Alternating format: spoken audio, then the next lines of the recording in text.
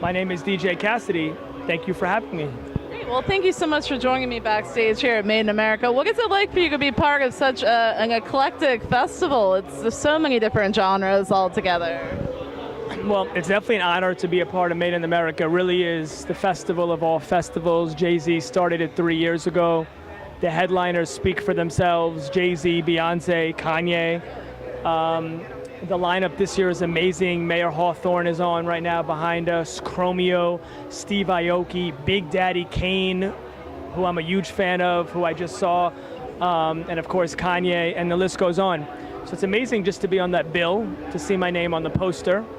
It really is an eclectic and diverse roster, which means the crowd is eclectic and diverse, and I love that. And as a DJ performing with a live band, it takes a lot of foresight. I really had to think about what songs would represent me and also would take people on a journey and also move all kinds of people. I was going to say, what goes into crafting a set list for a performance like that? Because sometimes you see DJs that don't involve that live element with the live band with them. Yeah, well, this really is a DJ band experience like you actually have never seen before.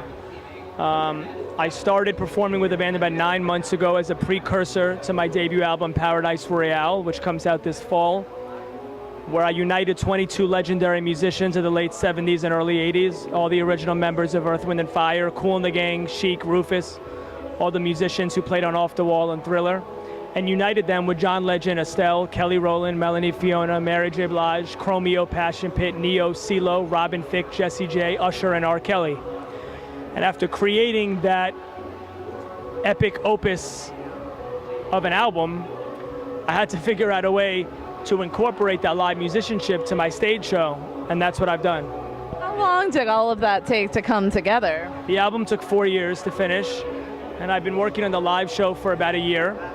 And it's still, I could count how many times I've done it on two hands. And it's really exciting to be here. It's such an impeccable lineup, and the crowd had so much energy, and it was so packed in the afternoon. The sun's still up. It was a great feeling. So, I mean, what goes into the creative process for you? What comes first when you sit down and decide that you're going to put all this together? Well, I've been DJing since I'm 10 years old, so I have a very solid foundation on how to put together the live shows with the band. I know what works for what crowds and what doesn't work for other crowds, and the musicians are such an important element. I could not have done this show if my musicians got stopped by a cop on the highway and didn't make it. There would be no show. I couldn't actually play these songs without them.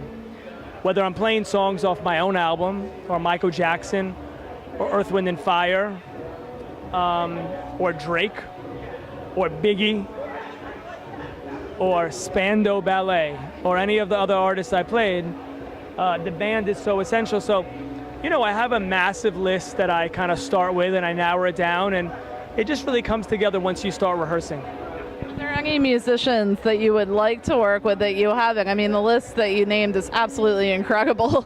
Yeah, well, there's many musicians, and there's many recording artists. I wanted Stevie Wonder to do one harmonica solo on my album.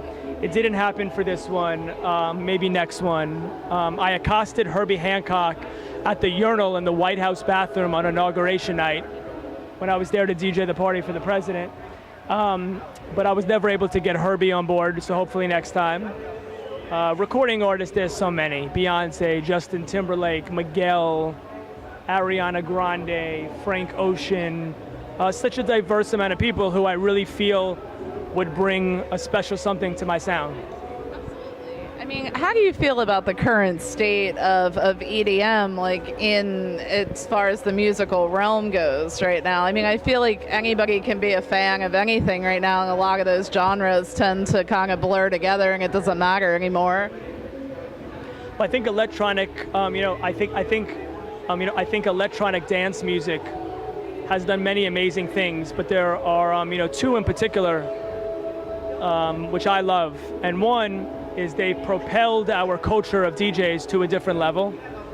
And DJs of all genres propel it to a different level at different times. Funkmaster Flex propelled the genre to a different level. DJ Clue, DJ Khaled, all by recording albums that did amazing things. And the electronic producers and DJs who have sold a lot of records over the past 5 years have really done a lot for the culture of DJs, and I love that. I've been a DJ since age 10, for 2/3 of my life. They've also brought dance music back to the pop charts. And the dance music that inspired my album is the dance music of the late 70s, early 80s. But at the end of the day, it's all dance music. And before the EDM explosion on the pop charts, there was not as much dance music on the pop charts. So when I say dance, I don't necessarily mean electronically made dance music, but any kind of dance music. And I love any explosion that brings the dance element back to the top 40 charts. And electronic dance producers have done that. Absolutely, without a doubt. I mean, I just think that just to watch over the years, the popularity soar has just been absolutely incredible. I look at music as a universal language that we can all speak and understand. Even if we take different emotions away from it, it still makes us feel something. You mentioned at age 10, is that kind of when music began speaking to you? No, I mean, I remember as far back as watching Breaking 1 and Breaking 2, Electric Boogaloo, the cult classic dance films when I was 3, 4 years old.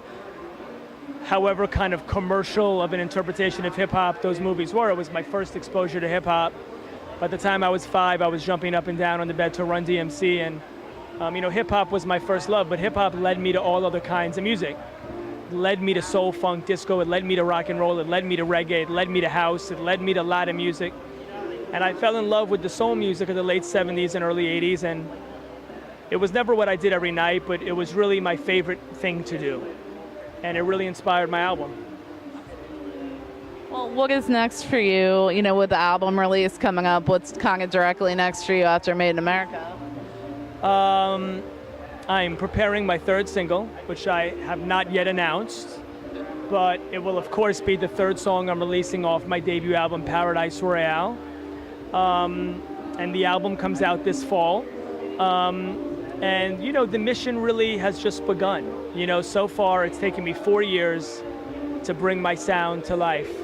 And now it's about exposing that to the world and exposing this explosive dance music to party people around the globe. Well, everyone is definitely excited. I want to thank you so much for taking a few minutes to speak with me. I appreciate it. Thank you.